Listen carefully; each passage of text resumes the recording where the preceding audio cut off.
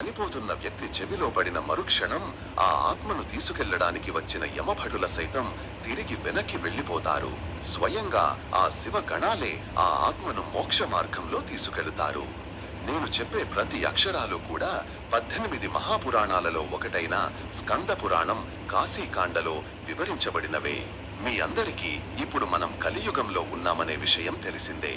అయితే సత్యయుగం, త్రేతాయుగం, ద్వాపర యుగం, కలియుగం ఈ 4 యుగాలను కలిపి ఒక్క మహాయుగమని పిలుస్తారు. ఇలాంటి 71 మహాయుగాలు కలిస్తే ఒక మన్వంతరం, 14 మన్వంతరాలు కలిస్తే ఒక కల్పం. అలాంటి 2 కల్పాలు కలిస్తే బ్రహ్మ జీవితంలో ఒక్కరోజు. ఇది మన పురాణాల్లో చెప్పినటువంటి వేదిక్ టైం లైన్. దీన్ని బట్టే తెలుస్తుంది ఈ సృష్టి, వేదిక్ టైం లైన్ అన్నీ కూడా బ్రహ్మ పుట్టిన తరువాతే మొదలయ్యాయి అని. కానీ ఆ బ్రహ్మ కూడా పుట్టక ముందే సాక్షాత్తు ఆ పరమేశ్వరుడే మన భూమి మీద ఒక నగరాన్ని నిర్మించాడు.